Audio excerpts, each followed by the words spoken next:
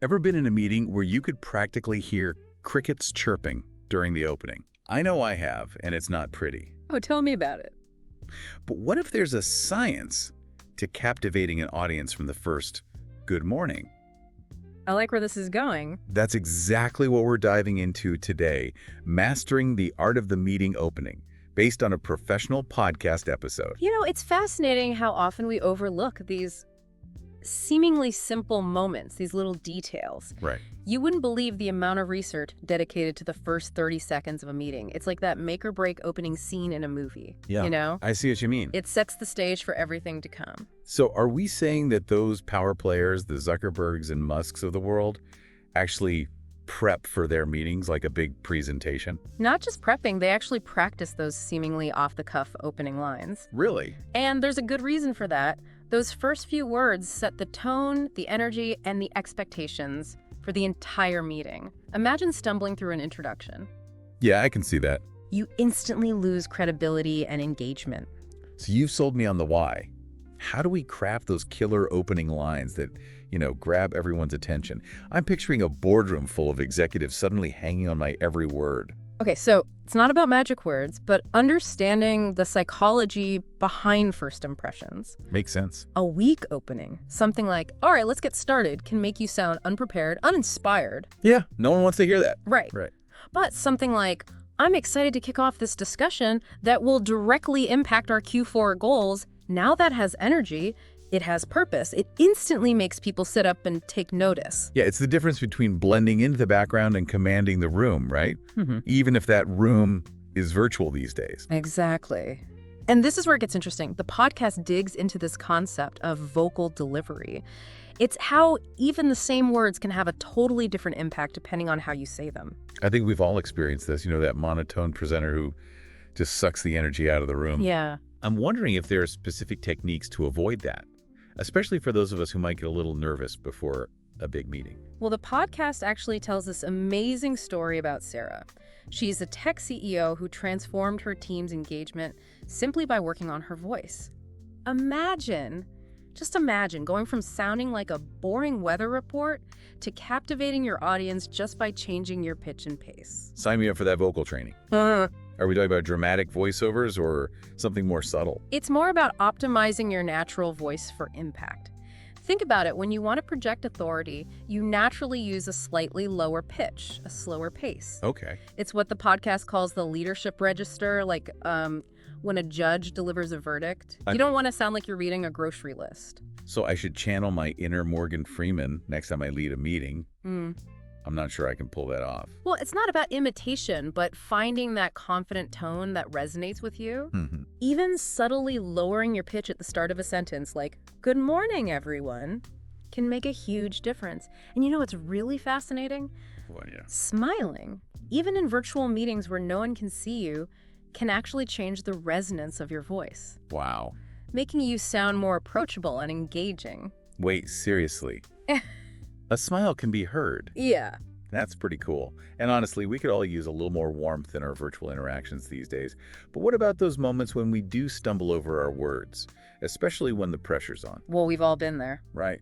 The key is to acknowledge it with humor and move on. One CEO shared his go-to line, "Let me restart that with the energy this meeting deserves." Lightens the mood and shows that you're focused on delivering value. And you wouldn't believe this, successful leaders actually practice their opening lines just like actors rehearse their scenes. Wait, they rehearse saying, "Welcome to the meeting." It might sound strange, Yeah. but it helps you find your voice and feel more confident, especially when the stakes are high. This is a complete game changer. I'm adding practice opening lines to my meeting prep checklist. So we've nailed the perfect opening line and we've mastered our vocal delivery. What's next in our quest for meeting domination? Next up is the art of transitioning smoothly from your killer intro to the agenda, making it so compelling people actually want to stick around. The podcast calls this the agenda dance. Okay, I am intrigued. Let's dance. So this episode shared an incredible example. A Fortune 500 company boosted meeting engagement by a whopping 40%, simply by changing how they introduce their agenda. 40%, that's huge. I need to hear this secret. What did they change? They reframed it. Instead of a dry list of topics, they presented it as a journey through game-changing opportunities. Think, we're about to explore 5 strategies that could transform our Q4 results. Okay. Instead of, we have 5 items to discuss. Oh, yeah. Which one would you rather hear? The first one for sure. It makes the agenda sound exciting and important, not just a bunch of things to check off a list. It's like you're creating a story, building anticipation for what's to come. Exactly. It's about framing the agenda as an investment of time, not just a time suck. I love that. So how do we keep that momentum going and make sure people don't mentally check out as soon as we start talking about the agenda? Well, this is where things get really strategic. The podcast introduces this technique called hook and loop. You start with a hook, something intriguing that grabs their attention, then you loop it back to the agenda. Imagine saying something like, the next 45 minutes could redefine our entire marketing strategy. Let's explore how, starting with our first agenda item. Wow, it's like you're creating a mini cliffhanger that makes people want to hear more. Exactly. Tell me more about these agenda hooking techniques. Okay, well, if you need active participation right from the start, try the preview and involve technique. So instead of just listing agenda items, pose a question that sparks early engagement. You could say, before we dive into our 3 main topics, I'd love to hear which one resonates most with your current challenges. Okay, I'm loving this. It gets people thinking and sharing their perspectives from the very beginning. Instead of passively listening, they're already part of the conversation. This has been so insightful. I'm already feeling more confident about my next meeting. And guess what? What? We've only just scratched the surface. Up next, we'll explore how to talk about time without making everyone reach for their phones. The podcast calls this section the Time Tango, and it's all about reframing time as an opportunity, not a burden. This is where it gets really interesting. We'll be back with part 2 after a quick word from our sponsors. All right, welcome back to our deep dive into mastering meeting openings. I'm ready to tango with time. Let's hear how we can make those time boundaries work for us, not against us. So the way we talk about time can completely change how people perceive a meeting.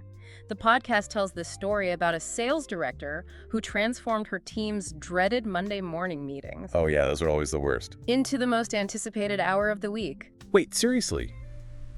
Turning a Monday morning meeting into something people actually look forward to? That sounds like a miracle. Her secret, What was it? all in how she framed time. Instead of the usual, this will take an hour, which instantly makes people check their watches, she presented it as an opportunity. So she shifted the focus from the duration to the value. Exactly. Imagine her saying, in the next 60 minutes, we're going to revolutionize our approach to client outreach. Suddenly, that same hour feels like an exciting investment, not a dreaded obligation. Yeah, it's like saying, get ready to level up your skills instead of prepare to be bored for an hour. I can see how that would change people's entire mindset. And this principle is even more crucial when you're dealing with global meetings and those tricky time zone differences. Oh, absolutely. Trying to schedule a meeting across multiple time zones can feel like a logistical nightmare. How do we make sure everyone feels included and appreciated, even if they're joining at odd hours? Well, it's all about acknowledging those different time zones right from the start. Instead of a generic good morning from London, try something like, whether you're starting your day in New York, taking a lunch break in London, or wrapping up in Singapore, thank you for making time for this crucial discussion. It shows that you respect everyone's commitment no matter where they are in the world. I love that. It's a simple but powerful way to create a sense of global connection and make everyone feel like they're part of something important. And here's another pro tip from the podcast. They call it the time investment return opener. So instead of saying, we'll keep this brief, which can sound dismissive, try the next 30 minutes will save you hours next week. You've just reframed time from a cost to a benefit. Right, it's like saying this meeting is a shortcut to success. Who wouldn't want to be a part of that? Now let's talk about those times when meetings inevitably run over. No one likes that feeling of being trapped in a meeting that's dragging on, especially when you have other commitments. Oh, I know that feeling all too well. Is there a way to build in that flexibility without making it seem like we're not respecting people's time? Absolutely. One of the most effective techniques from the podcast is what they call the buffer zone approach. Instead of the apologetic, we might need extra time, try this. We've scheduled 45 minutes with a 15-minute buffer for deeper exploration if needed. It's like having a safety net. You might not need it, but it's there just in case. It's like saying, we're prepared to go the extra mile to make sure we achieve our objectives. It shows that you're committed to making the meeting as productive as possible. And here's a fascinating research finding that really blew my mind. When leaders mention specific end times rather than just durations, meeting efficiency increases by a whopping 30%. Wow, 30%. That's a significant improvement. I'm definitely going to start using that technique. Yeah. So instead of saying, this will take an hour, I should say we'll wrap up at 3:30, leaving you time to prepare for your next commitments. It's like setting a clear destination instead of just wandering aimlessly. Exactly. People like knowing exactly where they're heading and when they'll arrive. It creates a sense of structure and purpose. This has been so eye-opening. I'm starting to see time as a valuable resource that we can strategically manage, not just something that controls us. That's the key takeaway. Now, before we dive into the fascinating world of cultural considerations, I want to leave you with this thought. How can you reframe time in your next meeting opening to make it feel like an opportunity, not a burden? That's a great question to ponder. Now let's explore how to navigate the complexities of culture and create a truly inclusive meeting environment. All right, so we've covered a lot of ground on crafting those killer opening lines, mastering our vocal delivery, and reframing time. We have. But now it's time to tackle a topic that's especially relevant in today's globalized world. You're right.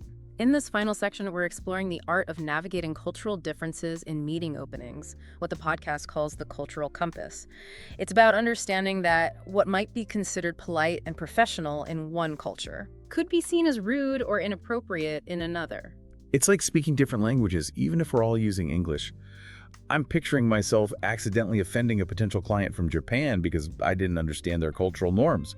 Not a good look. And it happens more often than you'd think. The podcast actually shares this story about a high-powered CEO who lost a major deal in Tokyo. Oh no. Simply because she applied her direct, no-nonsense approach that worked wonders in New York. In Japanese business culture, that directness can come across as aggressive and disrespectful. Okay, I'm officially nervous about my next international meeting.